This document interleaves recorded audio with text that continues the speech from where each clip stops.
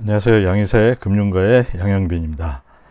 조금 늦었지만 지난주에 있었던 FOMC 회의 결과에 대해서 또 영상을 준비해 봤는데요. 이번 FOMC 회의 결과에서 재미있었던 일, 그리고 굉장히 중요하게 봐야 될 일들이 몇 가지가 있어서 잘 안 다뤄진 것들을 중심으로 한번 짚어보려고 합니다. 먼저 이번 6월 FOMC 기자회견에서는요, 파월이 전체적인 거 설명을 하고 이렇게 기자들이 쭉 나와서 이제 그 질문을 하는데, 그 중에서 굉장히 눈여겨볼 기자가 닉 티미라우스라는 이 월스트리트 저널 기자예요. 근데 이 사람은 평소에도 페드 인사이더로 굉장히 널리 알려져 있습니다. 이번에 뭐 재밌는 일화를 얘기한다면은 수요일에 FOMC 회의가 있었는데, 이때 굉장히 이제 그 월요일부터 말이 많았죠. 50 bps냐 또는 75 bps를 인상할 것이냐, 이거에 대해서 말이 많았는데, 이 사람이 월요일에 75 bps를 전망한다 하고 트위터를 이렇게 딱 날렸어요.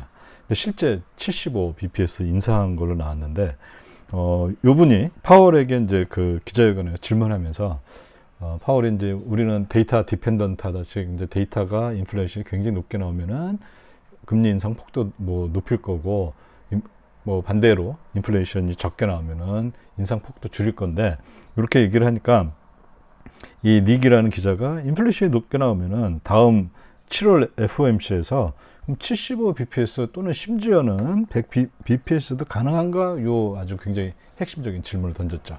그러니까 파월이 뭐 가능하다 이런 식으로 얘기는 안 했고요. 그렇게 얘기하면 이제 뭐 시장이 난리 나겠죠. 네, 역시 아주 능수능란하게 우리는 새로 들어오는 데이터, 인커밍 데이터에 맞춰서 대응을 할 거고, 얼마가 될지는 정확한 숫자는 내가 뭐 얘기하지는 우리는 않을 거다, 뭐 이런 식으로 여기 6월인데 7월로 돼 있네요. 예, 기자회견을 가졌습니다. 그 다음에 이번 FOMC 마찬가지, 이전에도 그렇지만은 뉴트럴 레이트라는 거 있어요. 중립 금리라고 불리는데, 그거에 대한 얘기들이 좀 많이 나왔고요.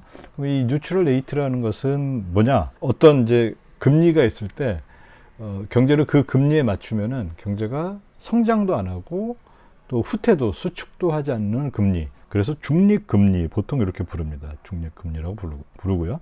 만약에 현행 금리가 중립 금리보다 높으면은 어떻게 되나요? 경제는 수축하게 되겠죠. 그러면 연준으로서는 완화적인 정책을 이제 피게 될 거고요.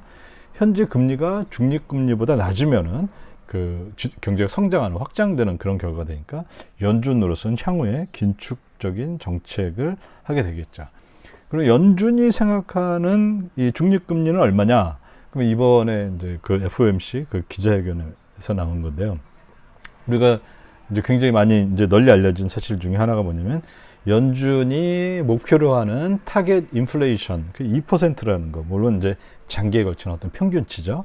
2%라는 거 우리가 알고 있고요. 그 다음에 이번에 또 파월이 뭐라고 얘기했냐면, 미드 투 이렇게 얘기를 했어요. 그러니까 2%대 중간이다. 그래서 이 연준이 생각하는, 파월이 생각하는 뉴트럴 레이트, 중립금리는 2%대 중간이다. 뭐 다시 말하자면 2.5%로 명목 금리를 만들면은, 요 2.5%라는 거는 그 단기 정책 금리를 말합니다. 그러면은 결국에 얘기한 건 뭐냐면은 2%대 중간이니까 2.5%이고, 그 다음에 연준이 목표로 하는 거는 그 인플레이션 2%니까 뉴트럴 레이트를 인플레이션과 실질 금리의 이런 합으로 본다면은 실질 금리는 0.5%대가 되겠죠. 이렇게 FOMC에서 얘기를 했는데요.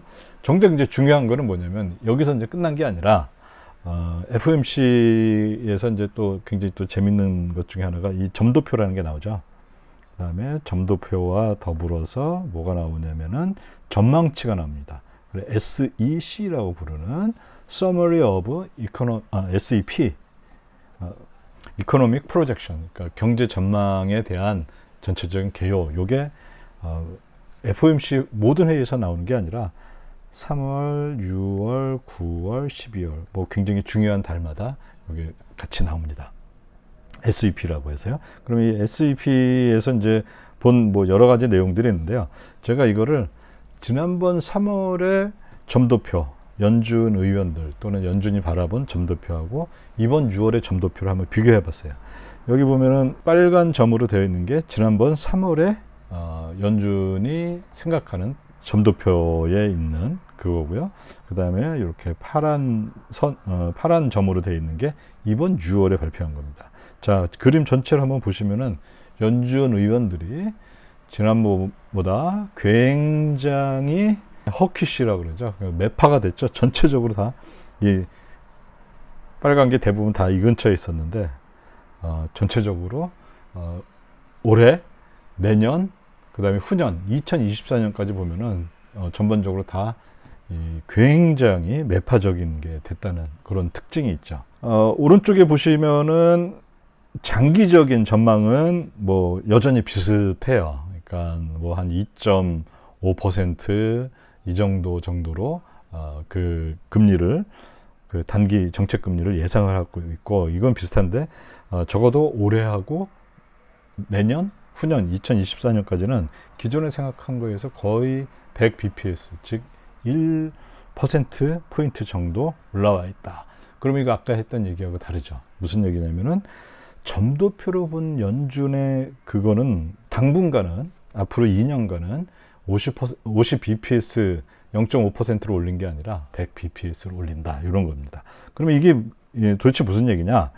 올해 그 6월에 있었던 SEP 경제 전망을 보면요, 2023년에 인플레이션 전망을 얼마로 했냐면 2.6%로 했어요. 그리고 2024년에 인플레이션 전망은 2.2%로 했습니다. 근데 연준 의원들의 점도표에서 나타난 걸 보면요, 파란 거가 제일 많이 돼 있는 게 여기죠. 예, 이게 대략 3.6%예요. 그러니까 단기 정책 금리를 인플레이션은 2.6%로 예상을 하는데 단기 정책 금리는 3.6%로 예상하고 있다는 거죠. 그럼 이거는 그 갭이 얼마나 되나요? 100 bps가 되죠. 2023년도 마찬가지입니다. 단기 정책 금리는 3.3%로 예측하고 있는데 그 다음에 인플레이션은 2.2%로 예측하고 있습니다. 거의 1.5, 1% 이상 1.1% 뭐 이렇게 볼 수 있죠. 하여튼 1% 이상의 이런 연준이 그 중립금리에서 100 bps 단기 정책 금리를 생각하고 있다. 이 얘기는 뭡니까? 적어도 지금의 연준은 향후 가까운 미래에 있어서는 굉장히 매파적인 거다. 시장이 준비를 해야 되겠다. 뭐 그런 얘기겠죠. 자, 그 다음에 이걸 또 간단하게 현재 시장은 그럼 어떻게 반응하고 있느냐? 뭐 시장 반응은 뭐 똑같습니다. 현재 지금 연준의 기준금리는 150에서 175죠. 그러면 요 150을 기준으로 보면은 7월에 있을 그 FOMC에서는 지금 얼마로 보고 있냐면 225에서 250이니까 요 75 bps 인상하는 걸로 보고 있죠. 그 다음에 9월에 있는 거는 275니까 50만큼 인상하고요. 그 다음에 11월에 있는 거는 50만큼 인상하고 12월에 있는 거는 25만큼 인상해서 12월에 연준의 단기 정책 금리가 얼마 수준이 되냐면 350에서 375 bps가 될 것이다. 이렇게 시장은 예측을 하고 있습니다. 현재까지는 연준의 포워드 가이던스가 그나마 상당히 잘 먹혀들고 있는 것 같아요. 그러니까 연준에 대한 신뢰가 아직은 유지가 되고 있고, 그런 것을 반영한 게 시장에서 거래되는 페더럴 펀드 퓨처, 그러니까 페더럴 펀드 선물, 요거의 가격을 보고서 우리 유추를 해내는 거죠. 구체적인 사례를 한번 보겠습니다. 페더럴 펀드 퓨처스에서 우리가 요 가격은 어떻게 계산이 되냐면요, 일단 100에서 EFFR, 우리가 많이 얘기했었죠. Effective Federal Funds Rate, 실제 시장에서 거래되는 요거를 빼준, 요거의 월 평균 값을 빼준 게 페더럴 펀드 퓨처스예요. 요게 이제 한 달마다 이렇게 만기가 되는데요. 만기 정산할 때 요 가격을 하는데, 그럼 지금 현재 얼마냐? EFFR을 보면요, 6월 15일 전에는 0.83이었어요. 그 다음에 6월 15일 이후에는 1.58에 현재 1.58에서 거래되고 있습니다. 그러면 요거의 평균값은 월 평균값은 뭐 0.83 15일간 해주고 1.58 15일간 해주고 30을 나눠주면 되겠죠. 그러면은 여기 1.205가 되는데 실제 시장에서 거래되는 페더럴 펀드 퓨처스 가격을 보니까 98.795예요. 그러면 100에서 요 가격을 빼니까 두 개가 어떻습니까? 예, 딱 비슷하게 아주 잘 맞아 떨어지고 있죠. 이 이야기는 뭐냐? 현재 시장이 그 연준이 하고 있는 이런 정책들에 대해서 제대로 잘 신뢰를 갖고서 반응하고 있다. 이런 것들을 좀 간접적으로 우리가 볼 수가 있겠죠.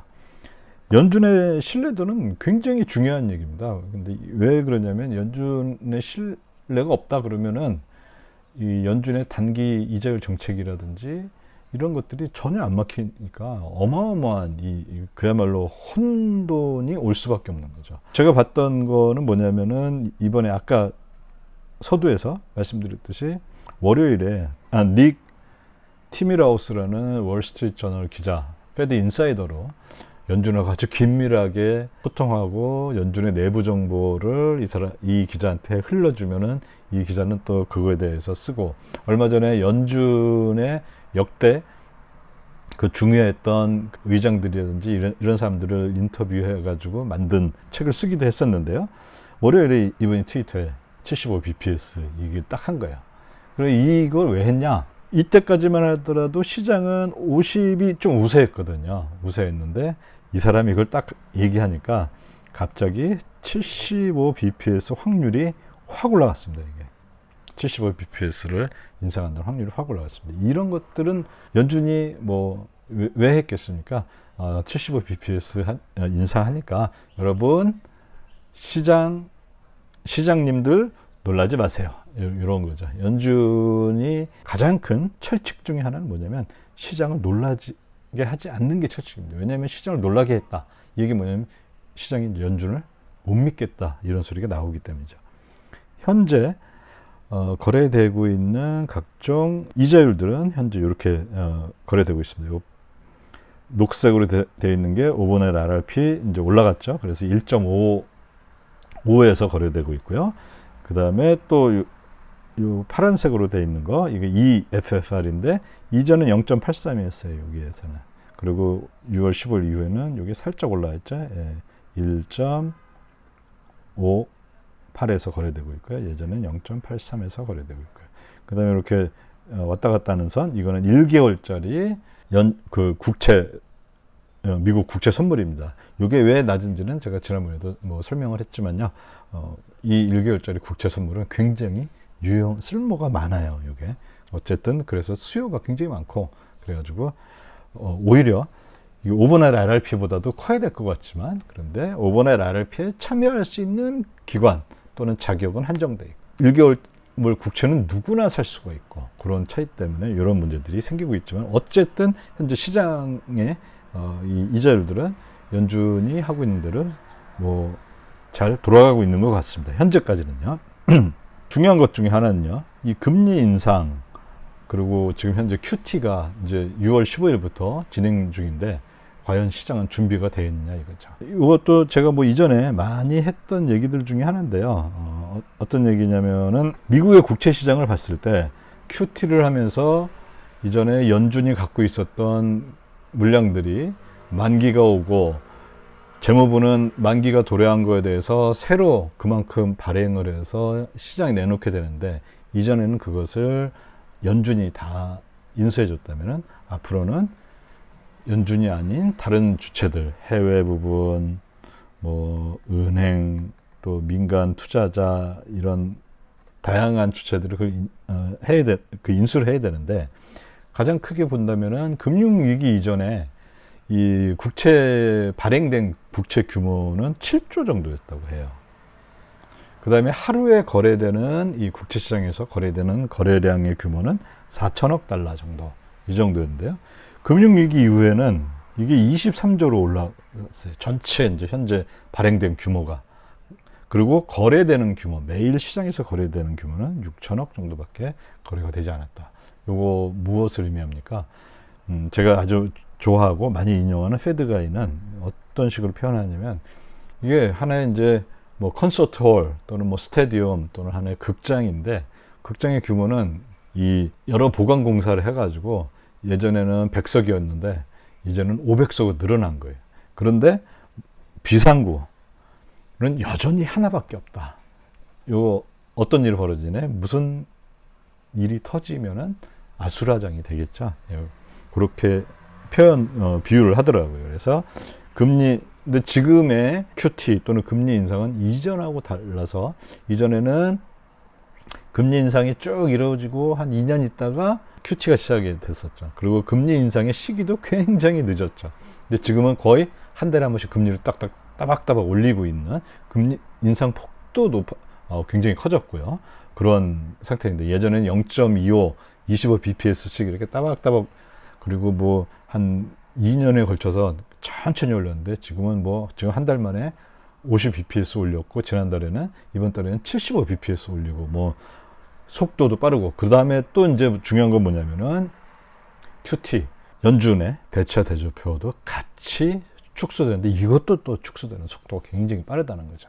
그리고 QT가 축소되면서 제가 굉장히 또 강조했던 것 중에 하나가 뭐냐면, 이 QT를 축소했을 때 그 재무부가 만기 도래한 거를 그만큼 다시 재발행을 하는데, 재발행을 누가 인수해 줄 거냐, 이 문제에 있어서 제일 중요한 게, 이번에 RRP 자금이 나와서 그게 인수해 주면은 그나마 평탄한 부드러운 QT가 될 텐데, 그게 아니라 여전히 이번에 RRP는 증가될 거고, 페드가이는 이전에는 2.5조 정도 얘기를 했어요. 2조 5천억 달러 정도 연말에 되지 않겠냐는데, 요즘은 생각이 바뀌었더라고요. 여기도 3조 달러 정도 이번에 RRP가 증가할 거다. 딴 일이 없으면은. 그러면 크게 3중고가 있죠. 금리 인상이 있고, QT로 지급준비금이 감소하고, 근데 지급준비금 감소를 또 이번에 RRP가 증가함으로써 또 감소시키는 이런 3중고가 있는데, 그게 언제까지 계속될 거냐, 이거 사실 아무도 모르죠. 보통 지금 현재 시장에서는 어떻게 하냐면, until something breaks, 무언가가 망가지기 전까지는 이게 계속 될 거다. 이런 얘기를, 무시무시한 얘기를 하고 있습니다. 제가 말씀드리고 싶은 거는, 현재 굉장히 많이 지금 주가도 떨어져 있고 위험자산들이 굉장히 가격이 하락이 됐지만은, 여러 가지를 종합해서 봤을 때 아직은 시작에 불과하지 않나, 이런 생각을 해봅니다. 네, 오늘은 여기까지 이렇게 지난번 FOMC를 간단하게 살펴보는 시간을 가져보았습니다. 네, 대단히 감사합니다.